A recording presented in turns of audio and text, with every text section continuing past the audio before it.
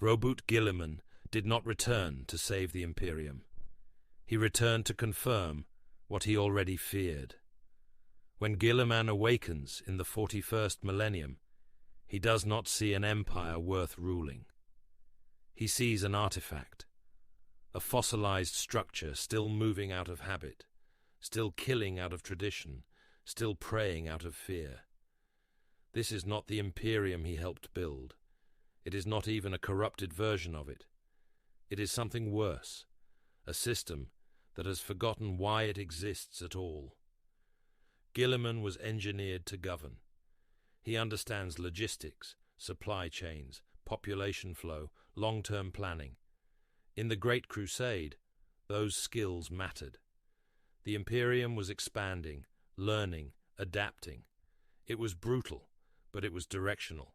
There was a future, even if it was a harsh one. In the modern Imperium, direction is gone. Every institution Guilliman encounters is optimized not for success, but for self-preservation. The administratum does not fail because it is inefficient. It fails because it is too efficient at protecting itself. Orders are delayed not by incompetence, but by ritualized caution. Knowledge is not lost accidentally. It is buried deliberately, because understanding invites risk, and risk invites accusation. Guilliman does not rage against this at first. He tries to work within it. He issues reforms. He restructures command hierarchies. He attempts to re-establish rational governance. And again, the system absorbs his efforts and nullifies them, not through rebellion, but through compliance. Everything is obeyed, slowly enough to make obedience meaningless. This is when Guilliman realizes the truth. The Imperium cannot be commanded back to health. It is too large, too afraid, too dependent on inertia. It no longer reacts to reality. It reacts only to precedent. The most devastating moment for Guilliman is not a battlefield loss or a political failure. It is his audience with the Emperor. For 10,000 years, humanity has believed the Emperor guides the Imperium, that he watches, that he plans. Guilliman discovers something far colder. The Emperor speaks to him, but there is no warmth, no strategy, no vision of renewal. Guilliman is not treated as a son or a regent. He is treated as a tool, not because the Emperor is cruel, but because he is diminished. Whatever the Emperor once was, he is now a psychic mechanism bound to the Golden Throne, sustaining the Astronomicon at unbearable cost. His thoughts are fragmented. His will is narrow. Survival has replaced ambition. Guilliman understands then that there will be no divine correction, no hidden plan, no final revelation that makes the suffering worthwhile. At this point in the story, it is worth asking something quietly, without slogans or outrage. If Guilliman stopped fighting tomorrow, would the Imperium actually change, or would it continue collapsing exactly the same way? That question lingers, because Guilliman already knows the answer. Guilliman chooses to fight on, but his fight changes. He stops chasing victory in the traditional sense. He stops believing the Imperium can be restored to what it was meant to be. Instead, his efforts focus on containment, stabilization, delay. Not because delay leads to triumph, but because uncontrolled collapse would be worse. Guilliman understands something most Imperial citizens never will. The Imperium falling slowly is the only thing preventing the warp from being flooded all at once. Faith, war, sacrifice, bureaucracy, all of it feeds chaos. But a sudden extinction would be catastrophic. Humanity would not simply die. It would scream into the immaterium as it goes. So Guilliman becomes the caretaker of a doomed system. He does not believe in the imperial creed, but he allows it to continue because tearing it down would ignite civil war. He does not trust the High Lords, but he tolerates them because replacing them would fracture the Imperium further. Every compromise costs him something. Every decision feels like betrayal, not of the Imperium, but of the ideals he once embodied. This is the tragedy of Roboute Guilliman. He is not blind.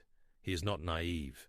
He knows the Imperium is morally compromised, strategically stagnant, and spiritually hollow. He knows that even his Primarch authority cannot reverse 10,000 years of fear-driven governance, and yet he cannot walk away. Because if he does, there is nothing left between humanity and total annihilation. Guilliman is not the hero of a comeback story. He is the administrator of an ending that has been delayed too long to stop and too violent to allow all at once. He fights not because he believes in salvation, but because extinction without resistance would be meaningless. He rules not because he wants power, but because leaving the Imperium unattended would be worse.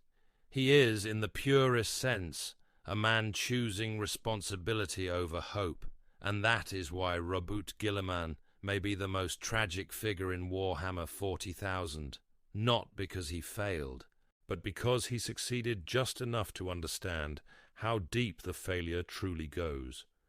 The Imperium is not doomed because Guilliman returned too late. It is doomed because it survived too long without ever asking what it was surviving for. Guilliman's greatest enemy is not chaos. It is belief. When Guilliman looks upon the Imperium, he does not see faith as strength. He sees it as a replacement for responsibility. The Imperial Creed did not emerge because it was true. It emerged because it was useful. Faith simplifies obedience. It turns questions into sins and doubt into treason. For an empire this vast, that efficiency is lethal and necessary at the same time. Guilliman understands the danger immediately. Faith cannot be reasoned with, and it cannot be reformed without violence. The ecclesiarchy does not need Guilliman to believe. It only needs him to be tolerated, and Guilliman allows it, not because he agrees, but because removing it would tear the Imperium apart faster than chaos ever could. This is the pattern of his reign. Every moral correction creates a strategic disaster. Every honest truth risks igniting fanatic backlash. Guilliman is forced to rule through omission as much as command. He becomes careful with words, selective with reforms, cautious in ways his younger self would have despised. He knows he is becoming what he once fought against. Not a tyrant, but a custodian of harmful systems, because dismantling them would be worse. The return of the Lion only sharpens this conflict. Lion L. Johnson is action without hesitation. He does not question whether the Imperium deserves to be saved.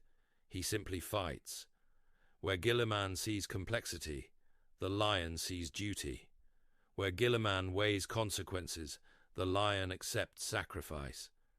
Their reunion is not triumphant. It is revealing. Guilliman sees in the Lion what he himself can no longer be, a Primarch who still believes that enemies can be destroyed faster than decay can spread.